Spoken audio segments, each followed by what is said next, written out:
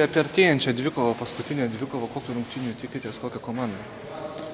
Laukia pačios svarbiausios rungtynės šiais metais Eurolygoje, sakyčiau, jos lemia, kurios komandos pateks į 16-tuką, kol dar yra galimybės nepatekti, tol dar neaiškus yra galutinis variantas, tol mes, kaip sako, esam susikoncentravę ir tikimės ten papulti. Važiuojam ten, žinoma, ir tą komandą, žinoma, žaidėm čia, priešininkai yra praradę vieną žaidėją, bet tuo pačiu ir pasistiprinę, jie, sakyčiau, dabar priekinėje linijoje net jaučiasi stipresni, atėjo 2 nauji žaidėjai, pasijungė žaidėjas, kaip Veličkovičius, Fischeris, dar vieną turi naują žaidėją, pasirašė, neaišku, ar jie žais, nežais, bet perimetro taip pat pavojingi snaiperiai, tai tikrai rimta komanda, kur paskutiniom rungtynėm jie parodė, kad gaunasi su visais, namuose išvyko ir laimi, tai, sakyčiau, nebus lengva. Ir, žinoma, mes važiuojam ten kautis su jais ir mūsų vienas iš tikslų yra patekti 16-tuką, kitas mums reikia ir nugalėti komandą, kad nežiūrėti ir laukti kitų malonės. Ir vienas iš tikslų, kad laimėti išvykoje pirmas rungtynės šiais metais. Ir trečia, aišku, pakovo dėl vietos mūsų grupiai.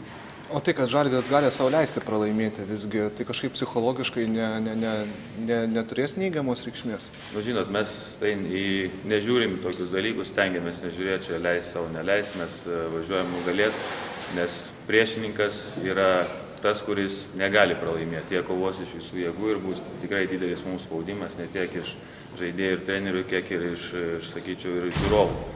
Nes jie jaučia, kad jų komanda, jeigu pralaimės, jie neturi šansų patekti 16-tuką. Tai tikrai jie žais iš visų jėgų ir neleis mums jaustis laisvai ir daryti, ką norim. Tai tikrai bus mums sunku, bet mes tikrai važiuosim susikaupę, žinodami, kas mūsų laukia ir stengsime kovoti visas 40 minučių, jeigu reikės ir daugiau.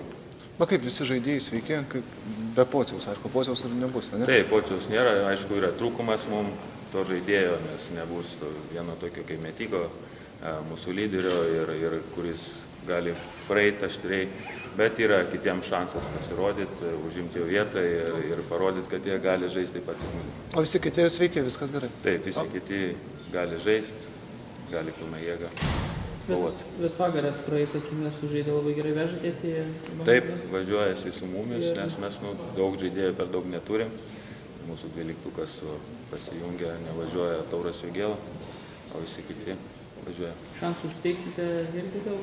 Nu, visi turi šansų, sakyčiau, visi sėkmingai gali pasijungti, visi gaus savo vaidmenį ir kaip jie atliks, tiek ir bus aikštelė. Na tai sakyk, kokių rungtynių galima tikėtis, kokią komandą laukia, kokios rungtynės? Kas gali būti Žalgirio, galbūt stipriosios pusės rytojos rungtynės? Nu, galiu pasakyti, kad esam pasiruošę ir kovosim nuo pirmos minutės iki pat galo. Ir koks bus rezultatas, nežinau, bet galiu pasakyti, kad kovosim ir bandysim daryti viską, ką galim. Kokia tai Bambergo komanda, kokį žaidimą žaidžia ir ką Žalgiris galėtų prieš pastatyti juos? Bamberg yra tokia komanda, kad namuose labai gerai žaidžia, kaip ir mes, tokia pati komanda. Ir mums reikia, kaip ir sakiau, iš pirmos minutės būt pasiruošę ir žaisti savo žaidimą ir visus minučius būt vienoj lygiai. Žalgiris gali sau leisti pralaimėti, ar tai psichologiškai nebus trukdęs? Mes visada galvojam apie pergalę ir todėl galiu pasakyti, kad eisim tik su vienu, kaip sakyti, eisim tik laimėti, tai nieko kito negalvosim.